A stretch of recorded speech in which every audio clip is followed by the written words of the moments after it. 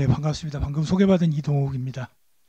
제가 제목을 데이터의 힘이라고 올렸잖아요. 이게 이제 그 그랜 데이터를 이용해서 여러분들이 하시는 업무들에 대해서 어떻게 적용할 수 있는지, 어떤 적용 사례가 있는지 하는 것들을 말씀드리기 위해서 데이터의 힘이라고 적었습니다. 이 지도를 보시면 될 건데요. 일단 왼쪽은 우리 고객들이 어디에 많이 있는지 하는 걸 지도에 표시를 하고요. 그 밀집도를 표시를 한 겁니다. 오른쪽은 그냥 주거 인구 분포입니다.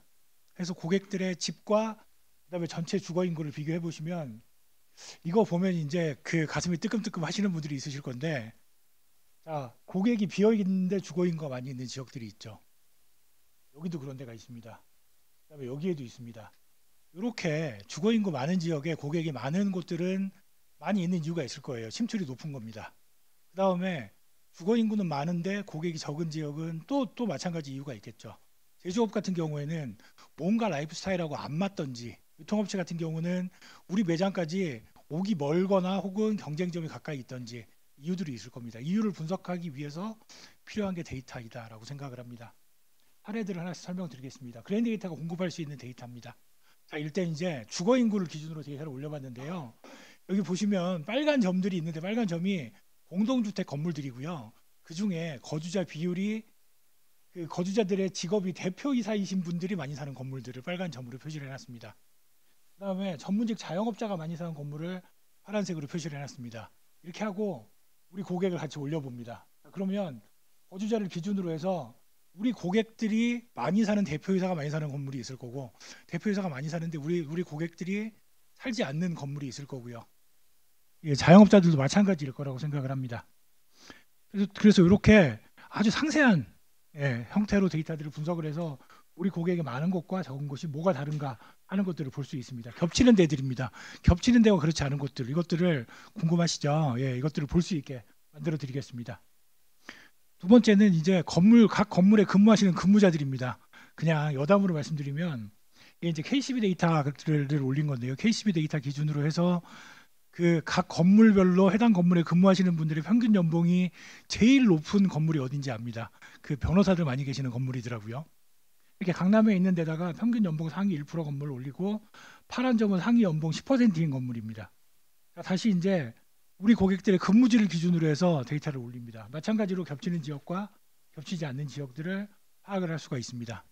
자, 그러면 각 건물들에다가 올려서만 볼 수 있냐? 그렇지 않습니다. 이제 라이프 스타일들을 볼 수 있는 데이터들을 또 같이 제공을 해드립니다. 아까 보신 것처럼 각 건물에 거주하시는 분들이나 근무하시는 분들의 라이프 스타일 특성이 이렇습니다라고도 드릴 수 있지만 이건 통계가 되기 때문에 정교함이 떨어집니다. 그래서 최근에는 가명 데이터로 많이 가지고 가십니다. 예를 들어 볼게요.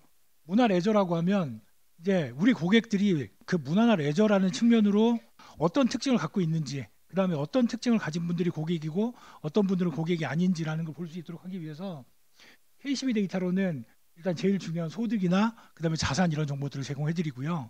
그다음에 SKT에서는 레저나 이런 쪽에 앱이나 웹사이트에 얼마나 많이 접속을 하고, 그다음에 그 신한카드에서는 마찬가지로 레저, 호텔 각각의 문화 이런 데들의 어떤 업종에서 언제 얼마나 소비를 했는지 하는 정보를 1대1로 볼 수 있도록 매칭을 해드립니다. 당연히 가명 데이터이기 때문에 누군지 식별은 할 수 없지만 한 사람 한 사람 단위로 우리 고객이 나에게서 무슨 상품을 구매했는지, 언제 나를 컨택했는지와 그 다음에 이런 특성들을 매칭해서 볼 수 있도록 만들어 드린다는 겁니다. 이렇게 되면 속속들이 고객의 특성들에 대해서 이해를 하게 되고 어떤 사람들이 우리 고객이 아니구나라는 걸 이해를 하고 첫 페이지를 다시 보시면 아, 이 동네 사는 분들은 이러니까 이분들이 우리 고객이 아닌구나 라고 하는 것들을 이해할 수 있다라고 말씀드립니다. 이제 이렇게 그 가명 데이터를 이용을 해서 실제로 기업체들 같은 경우는 데이터를 고객 분석한 걸 제가 이게 뭐 A 기업의 고객 특성입니다라고 할 수가 없죠. 그래서 공공기관하고 했던 사례를 말씀을 드리겠습니다. 서울시하고 같이 서울시의 1인 가구들이 지금 그 삶의 질이 어떤지를 분석을 해봤습니다. 가명 데이터 분석을 한 거고요. 그 1인 가구인지 여부는 통계청에서 데이터 결합을 해주시고 그다음에 나머지 데이터들은 이제 그 그랜 데이터 데이터로 결합을 했습니다. 첫 번째 작업을 한 게 그 타겟이라고 보시면 될 거라고 생각합니다. 통계청에서 그 해마다 그 1인 가구 숫자를 발표를 하는데요. 1년에 한 번 시군 단위로 발표를 합니다. 그래서 서울 강남구의 1인 가구가 몇 명이에요?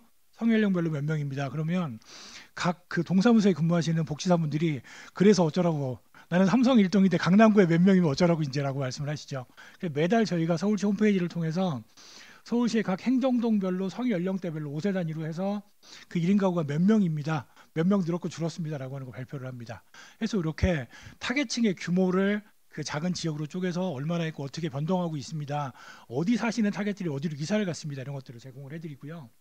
두 번째로 그 사람들하고 관계가 굉장히 적으신 분들, 외출도 적고 하는 분들을 이렇게 매겨서 예를 들면 이렇습니다. 이제 그 강북의 특정 지역에 사시는 60대 이상 여성 1인 가구 분들은 외출 횟수가 굉장히 적으세요. 그래서 서울시하고 무슨 얘기를 했냐면 이분들은 봄, 가을에 그 꽃놀이 버스라도 일단 태워드려야 하지 않겠냐라는 얘기들을 해서 여가를 어떻게 보내는지, 그 다음에 쉬는 시간에 동영상하고 게임만 보시는 분들은 어디 얼마나 많은지, 그리고 그 생활, 이건 이제 정보 불균형과 관련이 있는데요.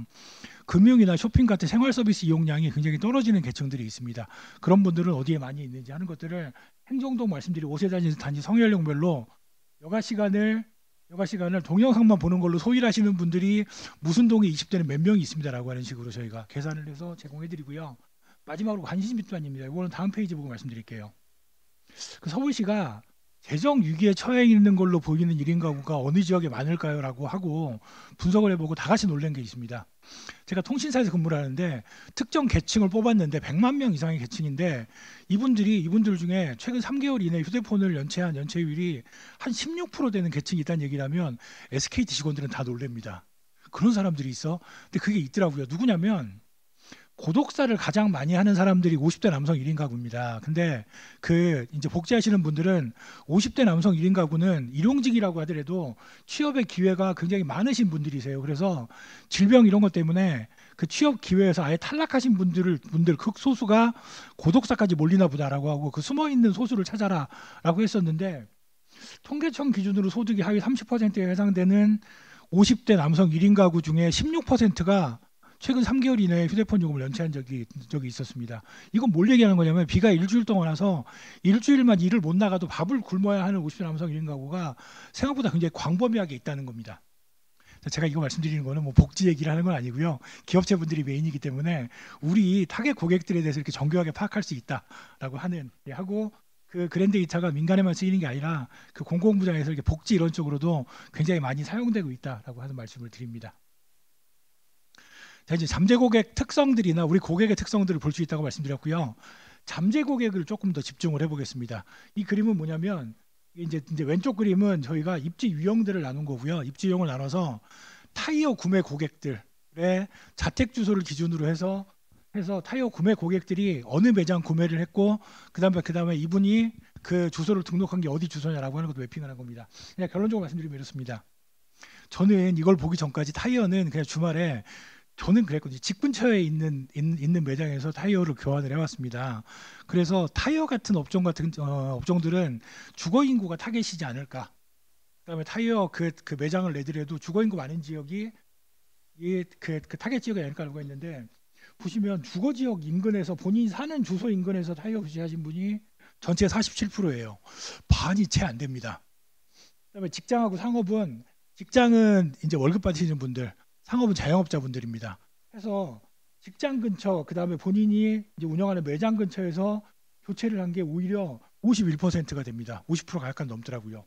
그리고 살지도 근무하지도 않는 곳에서 교체를 하신 분들이 2%. 이분들은 아마도 펑크가 나거나 이래서 이제 아마 교체하신 분들일 거라고 생각을 합니다.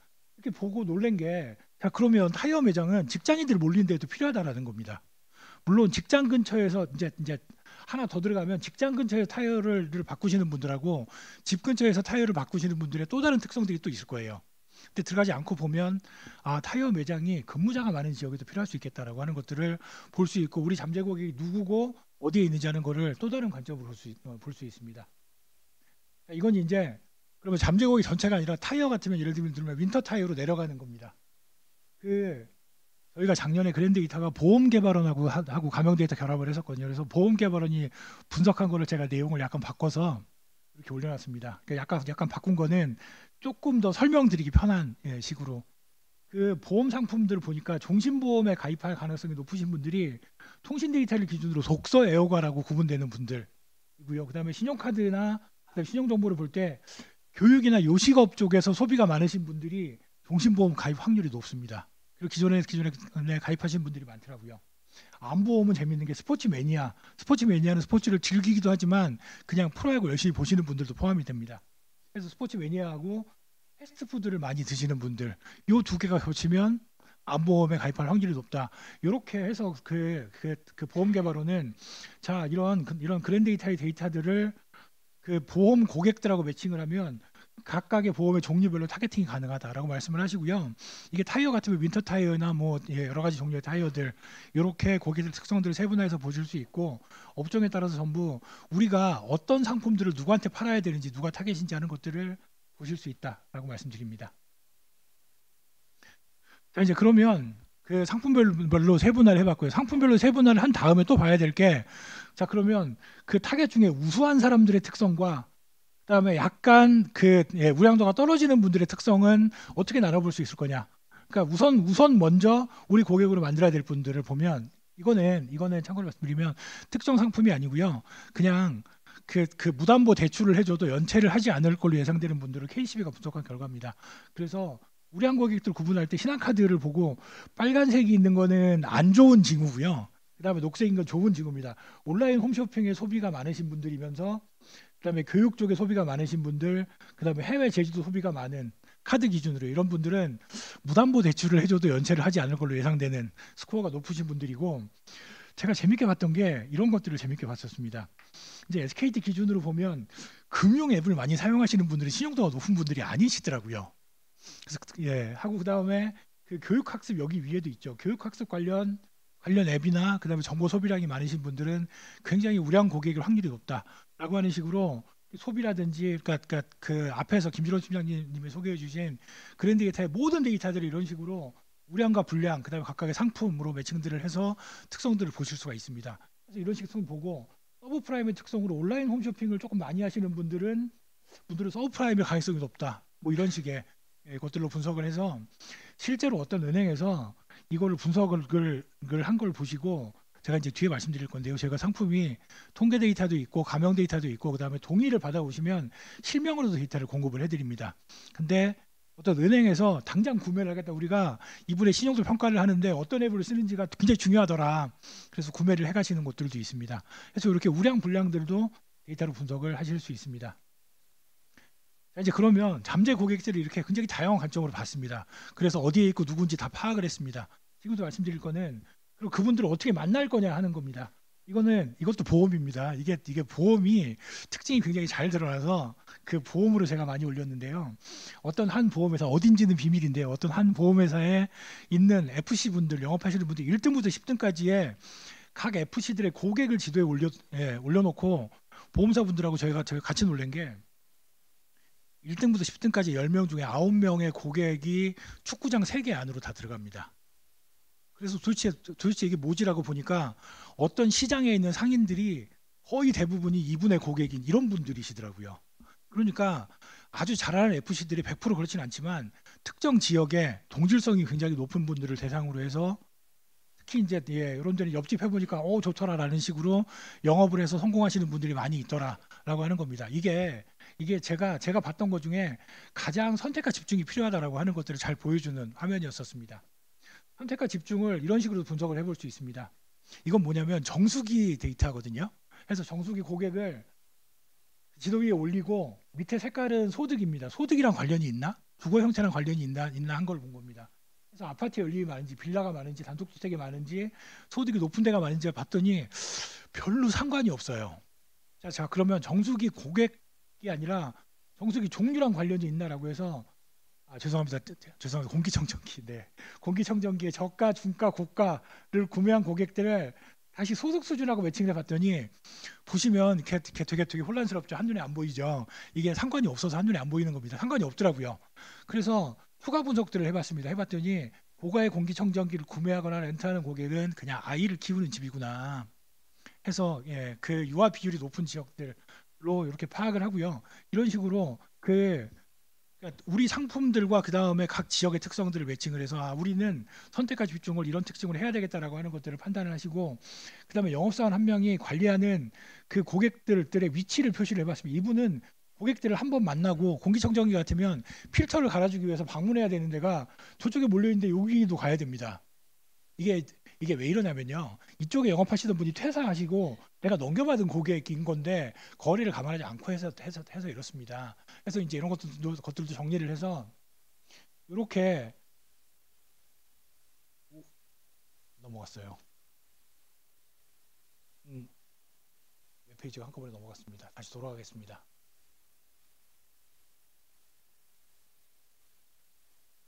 예, 이런 식으로 영업 조직들을 재편을 한다거나 재편할 때 거리와 그다음 동질성과 우리 상품의 구매 고객들을 다 감안을 해서 새롭게 재편을 하고 자, 여기에다가는 뭘 팔아 집중적으로 여기는 뭘 집중적으로 팔아라고 하는 식으로 그 자원들을 배분을 할 수도 있습니다.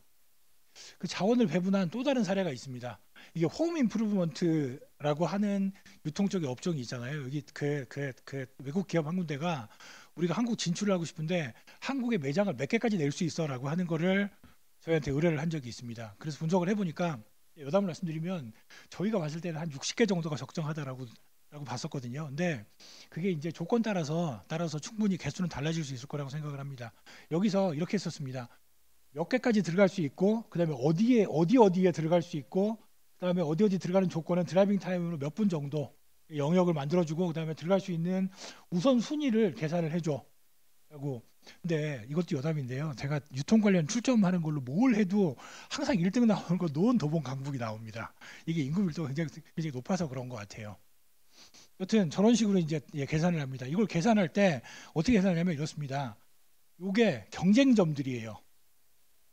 그 신규 포맷이긴 하지만 경쟁이 되는 매장들은 존재합니다. 그래서 경쟁점들을 올리고요.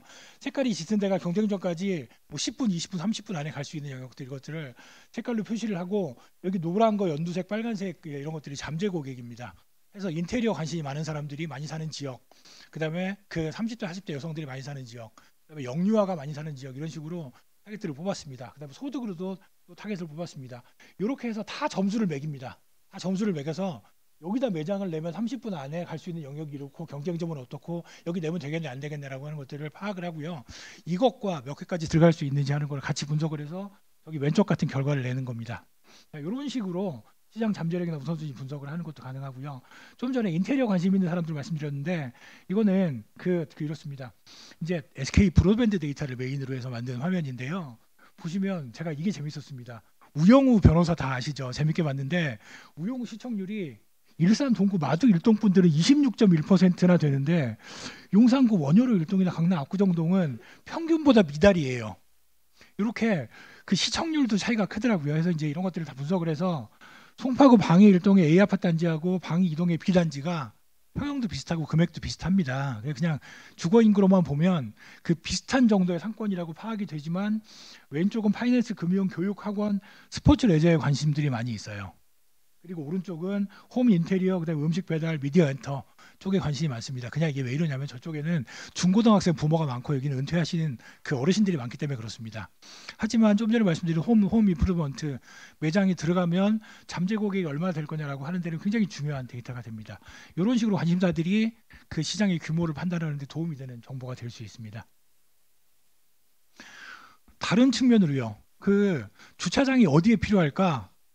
그러니까 SKT나 카카오 모빌리티가 다 지금 이제 주차장을 임대해서 주차장 렌트하는 하는 사업을 하거든요.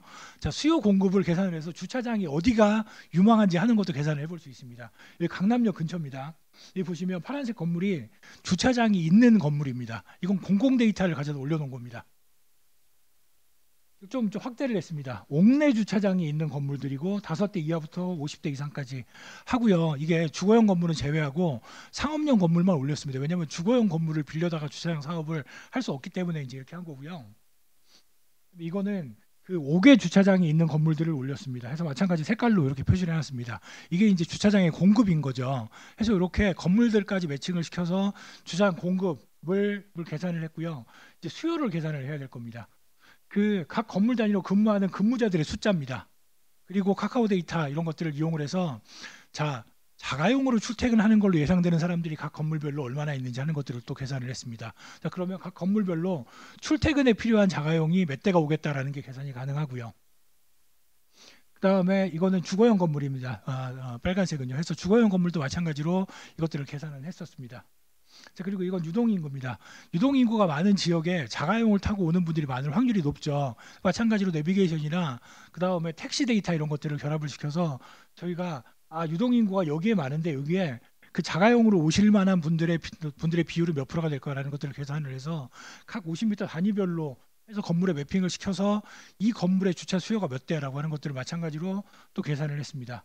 자, 그리고 이건 내비게이션으로 출발지하고 목적지를 찍은 위치인 거고요. 이 각각의 포인트는 건수가 같이 포함이 되어 있습니다.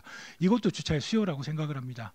이런 식으로 다 모아서 이제 주차 수요가 많은 지역 색깔입니다. 색깔이 짙은 데가 주차 수요가 많은 데고요. 여기 이게 프로야구의 힘입니다. 잠실 야구장입니다. 하고 그 다음에 그 상업용 건물의 주차장 공급이 많은 지역입니다. 그래서 수요가 나왔고 공급이 나왔잖아요. 이거 두 개를 합쳐서 저희가 이렇게 계산합니다. 레벨 1입니다. 레벨 1이면 주차장 갖고 계신 분들은 주차장에서 약간 수익이 나겠다라고 하는 정도고요. 이게 레벨 2입니다. 여기다가는 주차장 사업을 해볼 만 하겠네. 그다음에 레벨 3 이거는 여기다가 주차장을 내면 돈 벌겠네. 레벨 4 지역이 있는데요. 여기는 주차장을 내가 임대할 수 있으면 무조건 임대를 해서 사업을 해라 라고 하는 지역들로 만들고, 제가 이걸 한 다음에 기존에 주차장 사업을 하시는 분들이 어디서 얼마나 사업하냐라고 하니까 잘 맞습니다. 그래서 내가 엉뚱한 분석을 한 건 아니구나 라고 생각을 하고 이제 그 실제 사업을 하는 데에도 활용을 했던 데이터입니다. 이런 식으로 사람만 보는 게 아니라 어떤 시설들이 어디에 필요하냐라고 하는 것들도 데이터로 같이 보실 수가 있습니다. 이제 근데 그 잠재 고객이 어디에 얼마나 있고 하는 것도 말씀드렸는데, 또 유통 쪽 같은 경우에는 접근성을 같이 보셔야 됩니다. 접근성입니다. 이게 강남에 있는 특정 백화점의 고객들을 뿌린 겁니다. 보시면 드라이빙 타임 10분, 20분 안으로 예쁘게 들어가죠. 예쁘게 들어가고 한강 너머에서는 동부이천동 빼놓고는 거의 안 온다라고 하는 게 보이시죠. 그래서 유통하시는 분들이 상식처럼 강 건너는 안 와요라고 말씀하시는 게 보이는 거고, 여기가 장사를 잘하는 매장입니다. 잘하는 매장이라는 게 여기가 어디냐면 여기가 타워팰리스예요. 타워팰리스 고객들은 이 매장을 온다라고 하는 것들이 보여집니다. 자, 그리고 다른 관점으로요. 이 매장하고 경쟁점들을 다 올려놨습니다. 그래서 이 영역은 뭐냐면 차로 갈 때 이쪽에 빗금 쳐진 거는 경쟁점이 더 차 기준으로 가까운 매장 지역입니다.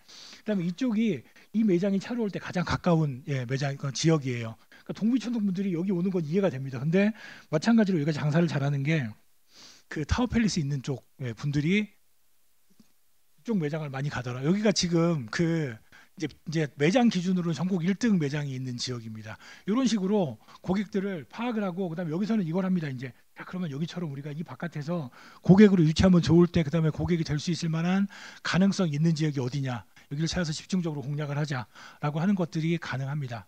그래서 이렇게 지역 기반의 타겟팅, 그다음에 접근성 기반의 타겟팅들도 필요합니다. 여기서 이제 추가로 말씀드리면 이제 금융 쪽도 많이 하시고, 그다음에 조금 큰 매장 운영하시는 분들은 허프 모델 이용해서 매출 추정도 하고 그다음에 수요 예측도 또 하시잖아요. 그러면서 하시는 말씀이 접근성을 감안할 때 거리의 제곱에 반비례해. 거리의 제곱에 반비례하는 만큼 우리의 고객 점유율이 낮아지는 거야. 그래서 경쟁점하고 거리 계산이 중요하다고 말씀하시는데 진짜 그런지 봤습니다. 아까 왜 타이어 말씀드린 것처럼 저희가 차를 타고 오는 업종의 고객들의 점유율을 계산을 해봤어요. 계산을 해봤더니 차 타고 오는 데는 그냥 결론적으로 말씀드리면 그냥 거리의 1.1 제곱, 그러니까 거의 거리에 따라서 점유율이 떨어지는 정도가 되고, 도보로 오는 업종은 보니까 거리의 제곱에 반비례하는 정도로 고객들의 그 점유율이 떨어지더라라고 하는 것들을 봐서 차량은 조금 다르게 계산해야 되는구나라고 하는 것들을 봤었습니다. 이런 식으로 자, 우리가 그러면 어떤 매장이나 우리 상품을 소개하는 광고판도 마찬가지입니다. 이런 것들이 있을 때 이게 영향을 미치는 범위가 어디까지냐라고 하는 것들을, 이런 것들도 감안해서 계산하는 게 가능합니다. 요거는 자전거입니다. 저는 재래시장은 자전거 대여소를 유치를 해야 된다라고 생각을 하게 됐습니다. 이거는 서울연구원에서 한 거예요. 아직까지 카카오모빌리티가 지금 저희가 같이 분석을 하고 있어서 아직 결론이 나온 건 없고요. 서울연구원에서 그냥 이것만 보시면 될 것 같습니다. 공공 자전거를 이용해서 통행하는 거리가 85% 구간에 710m에서 3.3km까지라고 얘기하고요. 평균이 거의 2km 가깝습니다. 1.8km가 됩니다. 그러니까 자전거를 이용해서 3km까지 간다라고 하고요. 자, 그러면 출발지하고 목적지로 볼 때 어떤 분들이 어디 갈 때 타냐? 의외로 공공 자전거를 아주머니들이 그러니까 아니면 어르신들이 그 마실 가거나 아니면 장보러 가실 때 많이 쓰세요. 그러니까 재래시장에다가 대여소를 운영을 하면 재래시장으로 자전거 타고 오시는 분들이 의외로 꽤 있을 거다라고 하는 것들을 볼 수 있었습니다. 요렇게 그 고객을 계산을 하고 그다음에 우리가 어떤 식의 고객들한테 접근하기 위한 전략을 써가야 되냐라고 하는 게 교통수단 이런 것들도 감안할 만하다라는 생각을 하고 있습니다. 자, 이제 실제 데이터 소개하는 마지막 페이지고요. 시간도 거의 된 것 같은데요. 마지막으로 이거는 그러니까 그냥 회사를 말씀드리면 특정 커피 브랜드인데 특정 그 커피 브랜드의 충성 고객들만 뽑아서 이분들이 어떤 특성을 갖고 있고 그다음에 이 커피 브랜드가 코마케팅을 한다고 하면 누구랑 코마케팅을 해야 되고 그다음에 어떤 메시지로 접근을 해야 되냐라고 하는 것들을 볼 수 있을까라고 분석을 한 겁니다. 처음에 가설을 세우기는 이 커피 브랜드의 고객들은 소득이 높은 사람들일 거야라고 하고 보니까 택시를 많이 타세요. 그리고 출판, 제약, 의료, 법률 대기업 종사자가 많으십니다. 그런데 갸웃했던 게 정치 뉴스를 소비를 많이 하세요. 정치 뉴스는 소득하고 아무 상관없습니다. 이건 학력이랑 관련 있는 지표예요. 그래서 고개를 갸웃하고 보니까 고시생, 그다음에 공무원, 그다음에 취준생 그룹이 많아요. 이게 소득은 학력이 높은 사람들이 고객이니까 소득이 높은 거구나라고 하는 걸 이해를 하게 됐습니다. 그러면 고객의 특성은 일단 이렇게 물론 이제 결과 자체가 이렇게 러프하진 않습니다. 제가 짧은 시간에 소개하려고 축약을 해서 이렇습니다. 그리고 또 이제 재밌던 거 하나. 이분들이 특징이 보면 블로그 이용량이 다른 계층에 비해서 굉장히 많습니다. 그리고 유튜브를 보는 시간이 가장 적은 사람들이에요. 이게 유추하기를 이렇게 유출했습니다. 그러니까 학력이 높으신 분들이라 관심이 다양하고 어느 정도 깊이가 있는 정보들을 찾으세요. 그러면 그건 유튜브로는 못 봅니다. 못 보고 가장 쉽게 볼 수 있는 게 블로그인 거죠. 지금 백과사전을 대신하는 게 사실상 블로그가 대신하고 있거든요. 예를 들어 내가 한 번도 안 가본 남미에 있는 어떤 도시에 가서 버스를 탈 수 있는 방법을 찾을 수 있는 거는 여행사 들어가도 찾기 어렵고요. 근데 블로그입니다. 그래서 그렇다라고 생각을 하고요. 그다음에 특정 주유소 브랜드를 더 많이 이용을 하고 요게 이제 재밌었는데 그 온라인 쇼핑을 어디서 많이 하냐? 아이사라고 적었는데 인터파크입니다. 저는 야놀자가 정말 장사 잘하신다고 보는 게요. 이게 요 커피 브랜드의 학력 높으신 분들이 또 굉장히 많이 이용하는 게 인터파크의 투어하고 티켓입니다. 그렇겠죠. 해서 제가 권유하기를 여기 두 군데가 같이 코마케팅을 하시면 서로 시너지 낼 것 같아요. 라고 말씀을 드렸습니다. 온라인 쇼핑은 그 S백화점과 그다음에 코스트코 를 많이 가고요. 그다음에 금융 투자는 주식 투자를 많이 하고 그다음에 게임 중에 어드벤처 게임을 많이 하는 특징들이 있었습니다. 그리고 마지막으로 관광은 보시면 동물원 수족관 유적지하고 스키장을 같이 가세요. 그러니까 먹고 놀 수 있는 데하고 그다음에 뭔가를 가리킬 수 있는 데를 같이 가면서 제가 이거를 궁금해서 한국관광공사 가서 여쭤봤어요. 이런 분들이 실제 많이 있나요? 얘기했더니 모든 지자체가 가장 주목하는 소득이 높은 부모들, 소득이 높고 학력이 높은 부모들이 자녀를 데리고 여행 가는 여행 수요가 제일 많대요. 근데 이런 걸 하나씩 키우는 게 유적지를 키우는 게 뭐냐면 놀러 가서도 기어이 뭔가를 가리키려고 해서 이러는 거라고 말씀을 하시더라고요.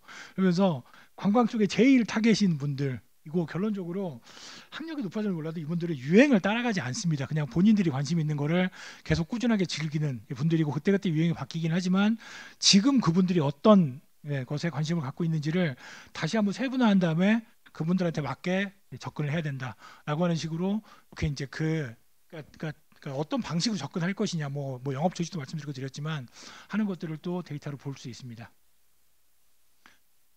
자, 이제 앞에 말씀드린 거기 때문에 제가 여긴 짧게 말씀드리겠습니다. 저희가 앞에 보신 건물 단위 데이터처럼 건물이나 영역으로 통계 데이터로 공급을 합니다. 두 번째는 가명 데이터 공급합니다. 가명 데이터도 그 고객사의 고객들하고 그랜데이터의 데이터를 결합해서도 드릴 수 있고요. 그 다음에 그랜데이터 전체이거나 혹은 그 그랜데이터 회사 한 군데의 데이터를 가명 처리해서 그 데이터만 구매해 가실 수도 있습니다. 세 번째는 실명 데이터입니다. 이거는 현재는 일단 그 금융기관들에서 신용평가를 하시기 위한 걸로 공급하는 상품이 하나 있는데요. 그거는 대출 받으러 왔을 때 동의를 받고 이 사람에 대한 정보를 주세요라고 하면 저희가 앞에 말씀드린 것들 같은 정보를 보내드립니다. 그러면 이 사람이 무슨 앱을 많이 쓰니까 이분의 신용도를 어떻게 평가해라라는 식으로 모델을 만들어서 쓸 수 있도록 하는 게 하나 있고요. 두 번째는 이거는 SKT를 제외한 나머지만 가능한 건데요. 근데 마케팅 용도로요. 예를 들어서 그 제조업체 한 군데에서 홈페이지에서 고객 동의를 받으세요. 그다음에 이분에 대해서 데이터를 제공해 주세요라고 하면 그분에 대한 데이터를 매월 제공해드리거나 혹은 원하실 때 한 번씩 그 제공을 해드립니다. 물론 그 보안은 철저히 준수하면서 개인정보가 그 새지 않도록 해서 제공을 해드립니다. 해서 통계, 가명, 실명 데이터 다 제공해드리고요. 이런 케이스도 있었습니다. 어떤 가전제품 회사인데 거기가 이사 갈 때 우리 매장을 방문하신 분들의 특성을 가명 결합해서 분석을 해보니까 통신요금을 고가요금 쓰시는 분들이 그 거기에 이렇게 고객이 될 확률이 되게 높은 거예요. 그래서 저한테 아니 그럼 우리가 지금부터 프로모션을 해야 되는데 통신요금 높은 거 쓰는 사람을 내가 어떻게 찾냐라고 해서 이걸 붙였습니다. SKT나 신한카드나 그 그랜데이터 안에 이제 고객과의 채널을 갖고 있는 카카오 뮬리티 마찬가지고요. 있는 곳들이 다 광고 상품을 갖고 있습니다. 여러분 이걸 분석해서 이런 사람들한테 홍보를 해주세요라고 하면 연계를 시키고 금액 할인도 경우에 따라서 가능합니다. 그래서 프로모션까지 지원을 해드립니다. 해서 앞에 말씀드릴 때 분석하는 업체도 소개해드리고 데이터도 제공해드리고 내부에 분석하신 다음에 그거를 영업이나 이런 쪽에 활용하시고 마지막에 신규 고객 모집을 하거나 아니면 크로스 업셀링을 하실 때도 매체로도 저희를 활용할 수 있으니 그렇게 그냥 처음부터 끝까지 전부 지원할 수 있는 체계를 갖추기 위해 노력을 합니다. 그리고 앞에 보신 페이지니까 간단히 말씀드리면 또 이제 이거를 상품 기획을 하거나 목표 배정을 할 때 이럴 때 필요한 형태의 데이터로 제공을 해드립니다. 이게 그 통계청이 2019년도에 해방 이후에 처음으로 낚시가 취미인 사람이 등산이 취미인 사람을 넘어섰어요라고 얘기하고 그때부터 도시 어부 이런 거 나오고 했거든요. 이런 식의 트렌드 정보 형태로 만들어서 제공해드리고요. 그 다음에 특정 상품들이 몇 월 달에 소비가 많이 일어나고 어느 지역에서 소비가 많이 일어나는지 하는 것들을 정보를 드려서 생산이나 물류 전략을 수립할 수 있도록 해드리고요. 그다음에 그분들한테 어떻게 접근해야 되는지 채널과 그다음에 메시지를 볼 수 있게 홍보 마케팅 관점의 데이터도 제공해드리고 유통 MD 우리가 매장 어디다 내야 되지? 그다음에 MD를 어떻게 구성을 해야 되지라고 하는 것도 볼 수 있게 지역 특성 데이터 그리고 영업 조직 영업을 어떻게 해야 되는지 하는 것들을 우리는 이런 형태로 데이터를 원해. 그다음에 우리는 특성이 이러니까 이 데이터들을 줘라고 하는 것들에 맞춰서 저희가 공급할 수 있는 체계를 만들어 놓고요. 그걸 저희가 그렇게 해놨기 때문에 데이터 댐이라고 부르는 겁니다. 다목적 댐에서 나는 전기를 생산할 거야, 나는 농업용수를 쓸 거야 하는 그 목적에 맞게 데이터를 공급할 수 있도록 물을 공급할 수 있도록 하는 게 다목적 댐인 거고요. 그랜데이터는 데이터를 원하는 시기에 원하는 형태로 가져가실 수 있도록 만드는 데이터의 다목적 댐이라고 기억해 주시면 감사하겠습니다. 마지막인데요.